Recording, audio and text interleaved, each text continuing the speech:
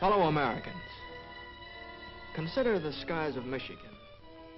These airy heights, these swift bird flights, these children's kites. How peaceful the skies of Michigan. Here is the city of Grand Rapids, Michigan, furniture center of the USA. Population came of Holland Dutch, French and Canadian, Polish, Irish, and Lithuanian. Population is 168,000 Americans. A little frontier trading post manufactured itself into a city. Gone are the Grand River log jams and big men driving the timber down. But even now, Grand Rapids is sawing it up and sanding it down and gluing it up and carving it down and making it up into furniture. Now, a few weeks ago, one ordinary Grand Rapids day, a bomb fell. Yes, here in Grand Rapids, a bomb fell on the furniture center of the USA. Someone was killed, someone of Grand Rapids. As the bomb fell, these kids were shooting marbles for keeps. They didn't see it. As the bomb struck, the junior league was playing bridge. They didn't feel it hit. Where the bomb exploded was here, 726 Rees Street. It blew up here. Funny, nobody saw it, nobody heard it, nobody knew it fell. Nobody in Grand Rapids knew a bomb had fallen on the city. Not the boys in the barber shop, not the Schubert Singing Club, not the city tournament bowlers, not even the mayor at the Lions Club. Nobody. But a few days later, they knew. Earlier that day, a bomb fell on Grand Rapids, Michigan, USA. After exhaustive search, it has been found impossible to locate your son, Raymond D. Boynton, Seaman Second Class, United States Navy. And he has therefore been officially declared to have lost his life in the service of his country as of December 7, 1941. The department expresses to you its sincerest sympathy. Fellow Americans, and now to the shores of Florida. Her sunshine days, her Spanish ways, her azure bays. How peaceful the shores of Florida. Now here is the city of Tampa, Florida. Tobacco port, winter resort.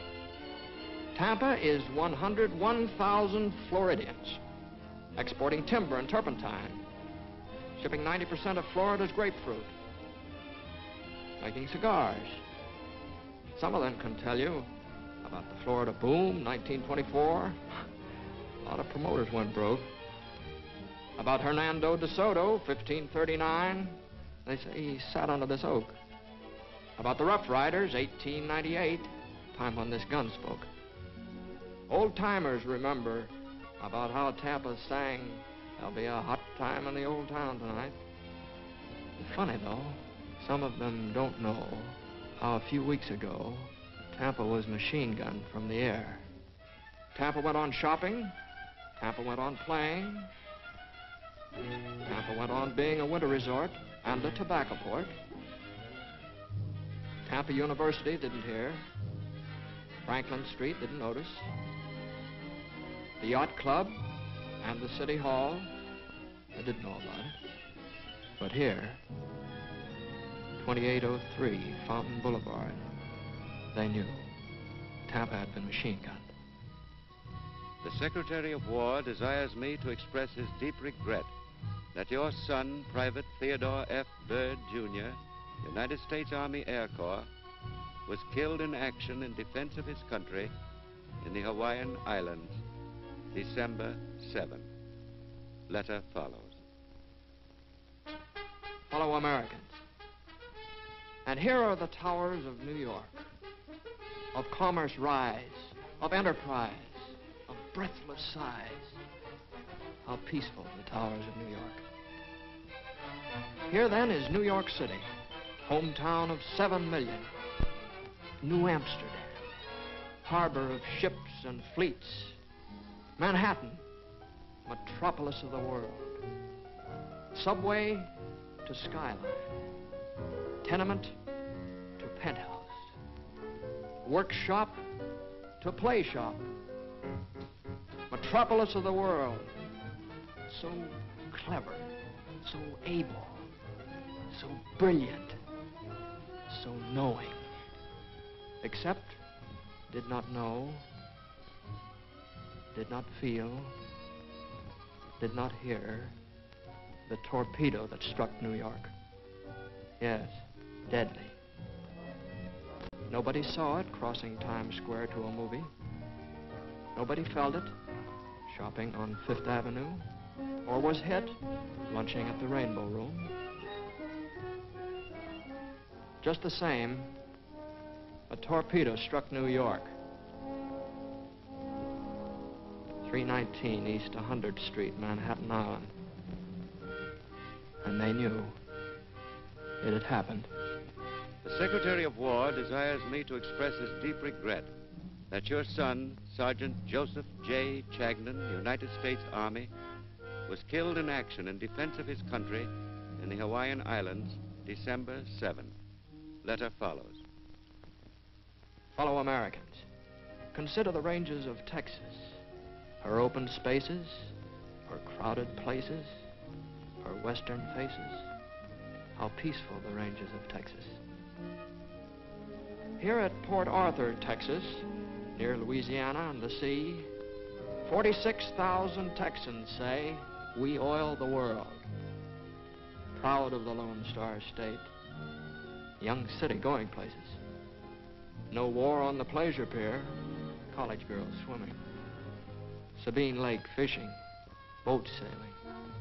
And holding hands. Woodworth Boulevard. And nice homes. Gates Memorial Library. Brand new. Port Arthur College. For learning to work. Looks peaceful. Too peaceful for war.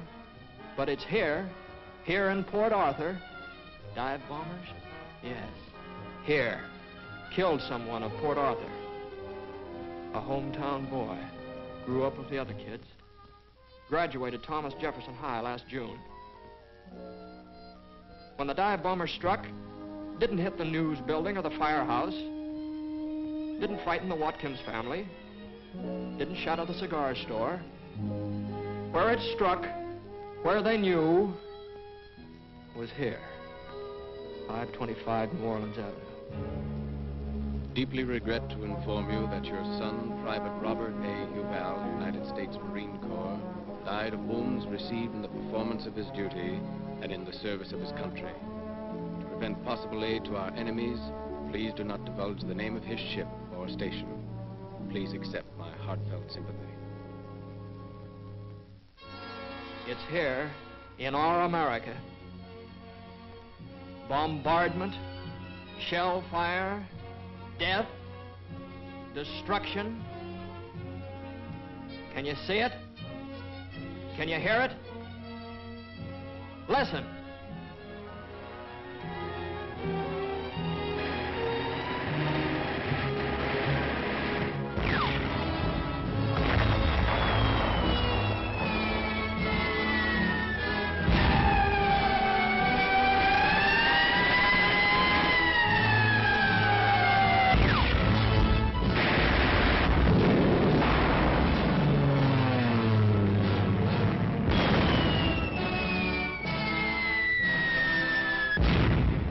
Americans, give them your answer.